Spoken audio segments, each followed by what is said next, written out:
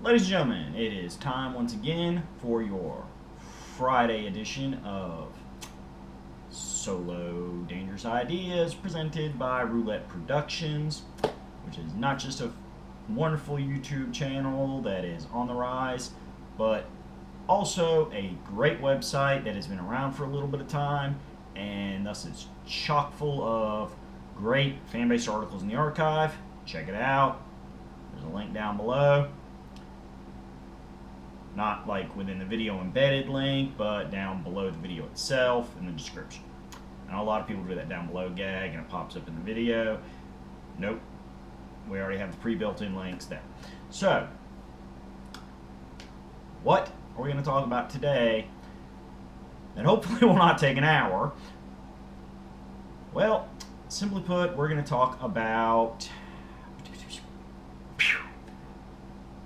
movie adaptations of comic books, because that is huge. Marvel Comics has changed the game. They changed it 10 years ago with the start of the MCU.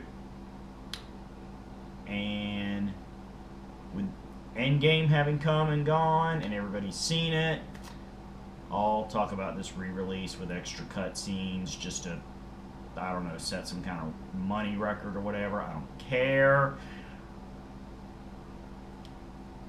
I've already seen Endgame. I'm not paying to see it again just so I can see like 10 extra minutes of cutscenes. That is what DVD and Blu-rays were made for. That little extras menu. Seriously, folks. But we're not going to be completely negative and totally crap on it, because I loved Endgame in general. It was a wonderful movie. And while Marvel is going to continue the MCU after Endgame, it is definitely a different environment. And that means it is a turning point.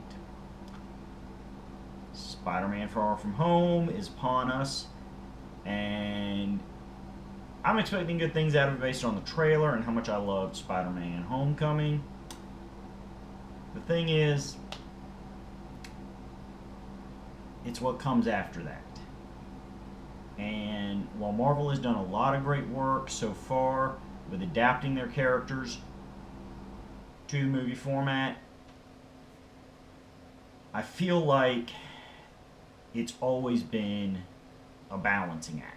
They've been walking a very thin precipice, because the thing about comic book adaptations is, even though Marvel has made a nice thick stack so far of very well done movies, there has been a long history of poorly done comic book adaptations, including some still ongoing by their main competitor, DC Comics. Now look, I'm going to go ahead and lay out the DC EU, as they like to call it, real quick. Just give a smooth, immediate rundown, because I don't want to make this whole video about crapping on DC. Man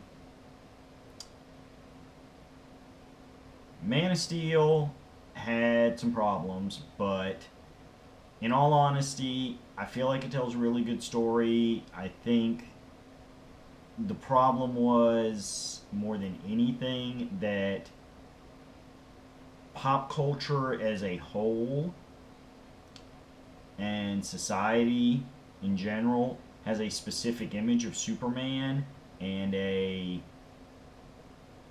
lost identity, not sure who he is, rookie who doesn't even have his suit yet, is not the image people have of Superman. He's one of those characters that we don't really want to see the year one struggles. We just want to see him be Superman. Society in general, let's be honest, sees Superman as the Deus Ex Machina. He's the character you call in when you just need a day saved. And you know, that's a thing. Unfortunately, when you are building a shared universe, you really do have to start with some of those heroes being vulnerable and flawed. Making one of those be Superman kind of makes sense because Superman as an idea and an ideal does tend to change the game once he's out there. But good or bad, we're going to save that in-depth review for another time. From there, we have Dawn of Justice, which I know its full title is Batman vs. Superman Dawn of Justice, but because that whole good guys fighting good guys because of philosophical misunderstanding thing has been beaten to death within comic books to the point that even before that movie came out, the fan base was mocking the idea that when two superheroes meet, they have to sit there and fight each other for a while before they start working together. Yeah, it was awkward. So I usually just call it Dawn of Justice for short because I try to focus on the part of the movie that had some positive merits, which is getting Batman, Superman, and Wonder Woman to meet and plant the seeds for the Justice League. So, again, I'm not really going to get too deep into the movie, except that I feel like that movie should have been done after a solo Batman movie, so that if we're going to go with an experienced, kind of bitter and jaded Batman motif, that we have a full solo movie to show all the stuff he goes through that got him in this mindset we saw him in Dawn of Justice. You know, it really felt like from Batman's side of the story we're coming in the middle of the movie, and it just made it really hard to not see Batman as anything else but a total jackass. The Wonder Woman movie is fantastic. I look forward to the sequel. Honestly, it's probably hands down the best movie of the DCEU. You know, I have shown that movie to family members who are not comic book fans, who don't know anything about Wonder Woman except the most bare bones, 1-2 sentence summary, and they really, really enjoyed the movie. And that is the ultimate goal, or at least it should be, of any studio making a movie based off an established comic book character. Is you can get people that don't know squat about the character, that are not already excited because, oh, I love this guy, to come out of the movie and want to watch it again, want to sit there and buy it when it comes out on DVD, want to see sequels. When you can create fans, that is winning. And Wonder Woman definitely did that. She continued to be great in Justice League. Justice League, I feel like it did a lot better in the second half of the movie because a lot of the first half was unfortunately mired down in ironing out the problems from Dawn of Justice. And I'm sorry we're just not going to talk about Suicide Squad because that's going to make me too pissed off. That movie angers me. As a comic book fan, as a fan of the Suicide Squad concept, as a fan of certain individual characters in that movie pisses me off. We're not going to discuss it. Except to say that much. To me, it is the weakest of the movies in the DCEU.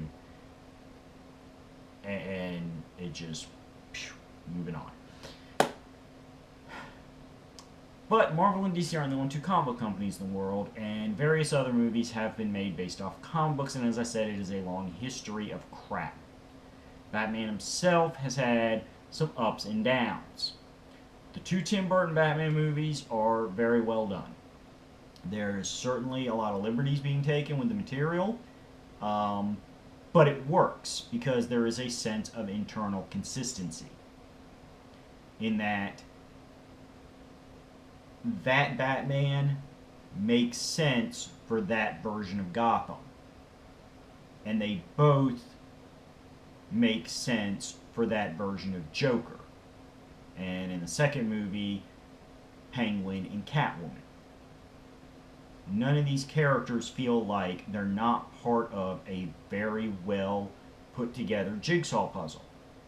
And that's the beauty of Tim Burton as a director. Whether you like the story or not, you don't have this feeling of things don't fit in conflicting ideals, which is where the simplest thing you can say about the two Joel Schumacher movies is he tries to take this character that's very dark and moody in Batman and villains that should be very serious and scary, like Two-Face and Bane, and even to an extent Mr. Freeze. When done right, Mr. Freeze is a very frightening person, and he made them all satires. It's like his two movies were almost designed to be parodies of the Tim Burton movies. I don't know why. Maybe there was some kind of like passive-aggressive rivalry thing going. I've never really tracked down a lot of interviews where Joel Schumacher talks about those movies, but I've seen them both multiple times because I'm one of those guys that sits there and goes, okay, I remember there was a lot of bad stuff in the movie, but it's been several years. Let me rewatch it, watch it with fresh eyes, a little more educated, analytical mindset. Since I'm not watching it the first time, I can focus more on the little parts, and it doesn't work on multiple viewings. The movies just don't work. Catwoman Steel, they're bad movies. I mean, this isn't a big debate. Like, a vast majority of the internet agrees these are bad movies. Catwoman is watchable in places, mostly because, in all honesty, Halle Berry is, in fact, quite a good actress. And she does the best she can with the material she's given. But it's a really goofy movie, and the fact that I know when I first heard they were going to do a Catwoman movie, I was really wanting it to be Michelle Pfeiffer in her Tim Burton directed variant of Selena Kyle, and they didn't go there. They didn't even call the character Selena Kyle. So it's just, I really don't know why they bothered selling it as a Catwoman movie, because everybody who's fans of Catwoman, which, while yes, I did say you should try to create new fans earlier, you should also keep your core built-in fans, which again is something the MCU generally has done well, and it didn't do either. You know? Steel was just, it was bad. You take a Superman spin-off character in a movie where you don't want him to talk about Superman because he's not going to be in the movie, and you take a guy like Shaq, who is seems like a really cool guy, a guy who likes to have a lot of fun, but at that point in his career just did not have enough experience to be a really solid actor that can carry a movie that may not have the best script. I don't blame Shaq for that. From what I understand, he is a big Superman fan, and this was his chance to do something Superman related. I can see why he jumped at it. And again, maybe if the script for Steel had been a little tighter, a little more entertaining, the script would have carried Shaq's acting. Which, again, he's gotten a lot better in acting over the years since. He was just young and inexperienced when it came to acting at the time. From here on out, folks, we have things like the XMen movies, which are a very mixed bag. I love the first XMen movie. Second one's got a lot of good parts to it. The Wolverine and Logan are excellent movies. Both Deadpools are wonderful. First Class is great. Days of Future Past has certainly had a lot of great highlight moments and was a wonderful follow-up to First Class. But, oh god, X3, Apocalypse, X-Men Origins, they don't work nearly as well. In a lot of cases, I feel like it comes down to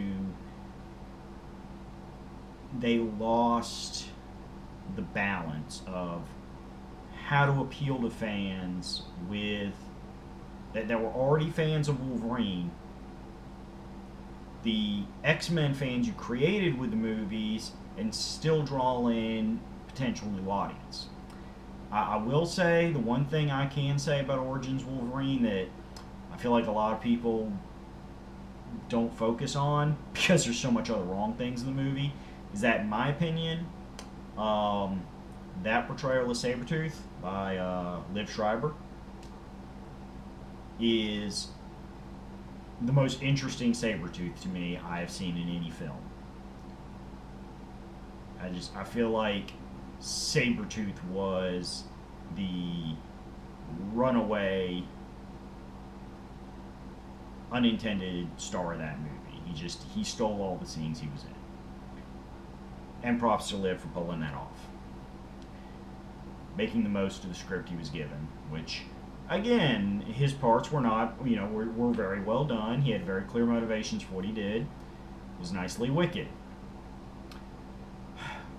We got a series of Punisher movies from spanning a couple decades, and I've never liked the Punisher as a character. He has his uses in team-up books and big crossover events, but the problem with Punisher as a character is his movies and his solo comics are, because he has no superpowers, just basically straight up old school 80s action movies.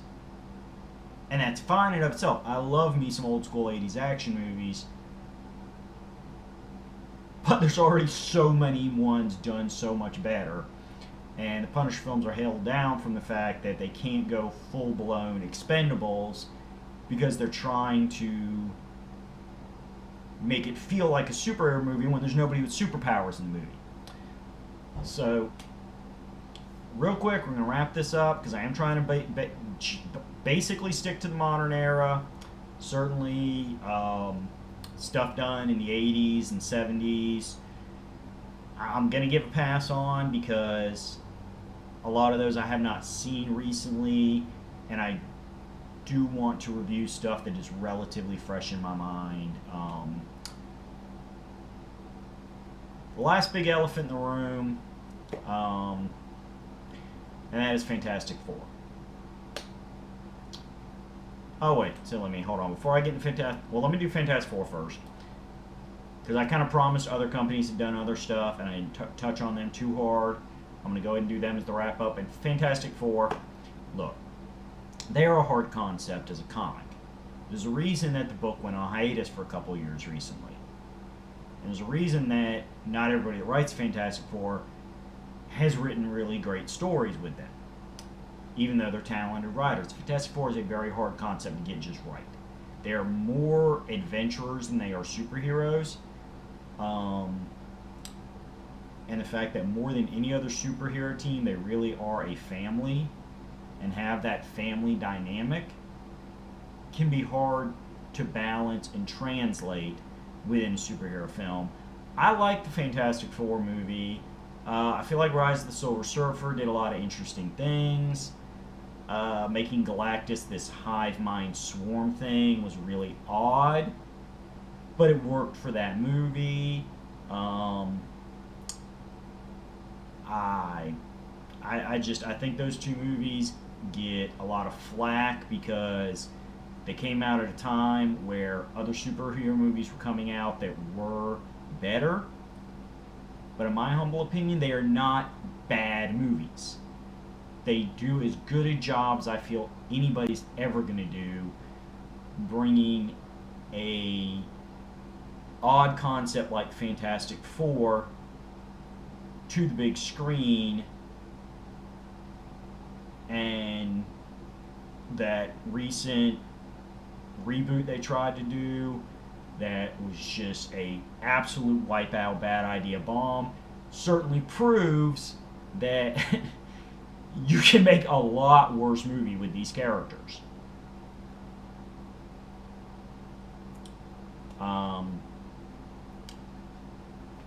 I will go ahead and throw in Daredevil. Again, Daredevil, not a bad movie, just not as good as some of the movies that had come out just before it and just after it. I would recommend finding the director's cut because the extra time and dialogue and scenes do focus more on the non-Daredevil stuff, some of the subplots in the movie that really help make those parts of the movie feel like they're there for more than just filling out time, so it was more than a 45-minute film. So, what came from outside Marvel and DC? Well, we have League of Extraordinary Gentlemen, infamous for being Sean Connery's last theatrical film. And look, it's an awkward comic. It was an awkward movie. The movie has some select good scenes, but yeah, it did not work because it is a very odd concept to sell, and I feel like they really did not pick the best world-threatening antagonistic threat for first movie, and so we spent more time dealing with this threat than getting to understand this world where all the literary characters actually exist at the same time in the same general area, and they're forming a team to save the world. Like, you really need a different kind of threat to sell that movie and that concept to people that are not used to reading that kind of stuff or seeing that kind of stuff on TV. Men in Black was actually based off a comic book. And the first two movies are great. The third one was just really awkward. The whole time travel thing, I feel, hindered the movie more than helped it. It's a movie about aliens, even though, yes, he was chasing an alien. We already have interspace aliens. We should not have needed time travel as a plot hook. I'm sorry, but stuff like Star Trek and Star Wars, running for decades, shows you should not burn out aliens doing alien things in two movies. I've not seen that Men in Black International yet. I agree with a lot of people that it would have been nice if there was a small supporting role from either Will Smith or Tommy Lee Jones to kind of verify that this is the same timeline and same continuity and show passing the torch moment. But I can't really say whether the movie is good or bad and succeeded or failed until I see it myself. Let's see. We're going to give honorable mention to Ninja Turtles because even though it was technically a comic book first, the adaptations with the cartoon shows and the previous live-action movies has been around so long that I can't really pick on it. At the same time, because most people are familiar with the cartoons instead of the comic books, and they came out so close together, I would have to do my research to see what technically came first. We are going to give honorable mentions to Transformers and G.I. Joe. I know that they are still working to try to do more with the live-action theatrical G.I. Joe. I don't mind the two G.I. Joe movies, but I go into them expecting them to be a little camp, and that's why I enjoy those movies. So, comprehensive list may come later, but that's a quick rundown of comic book adaptations, ones that worked, ones that didn't. I'm sorry I couldn't go into a lot of details, but it is such a big industry right now, that you can't really just talk about one or two movies. You have to talk about everything. Um, if you like Spider-Man Homecoming, if you liked Spider-Man in Avengers Infinity War and Avengers Endgame, go see Spider-Man Far From Home. Um, if you liked Wonder Woman, go see Wonder Woman 84 or 87. It's something 80s. I'd have to go back and check again. But go see the Wonder Woman sequel. Oh yes, Shazam. Shazam did come out too recently. I hate that I did that. I enjoyed Shazam in theaters. I felt like right now I would probably sit it at number 2 below Wonder Woman. So I'm certainly excited to see what else they do with Shazam. But please do remember that when you say comic books and comic book movies, that Marvel and DC are not the only two game in town. And there's a lot of independent companies, and they are getting their properties licensed for theatrical movies and TV shows. So, folks, hit the internet, do your research. If you enjoyed this video and your curiosity is getting tingled, once again, we're hitting the 30-minute mark, so I'm going to call it right here. But yes, do your own research. Make up your own mind for yourself. Feel free to disagree with me. That's what we call them dangerous ideas, because we expect people to disagree with them. But disagree respectfully. Disagree with calm rationality. Because just because people disagree with you, blah, blah, blah, does not mean that they hate you. Does not mean they are invalidating you or your opinions. Do not take it personally if somebody says, hey, screw you, I happen to love Suicide Squad. So, do your research, discuss, debate, tell me off if you want to. But do it with respect, with rationality, because constructive criticism is what grows and makes fiction better. Hating is just plain a waste of time and energy. Laters. See you next Friday.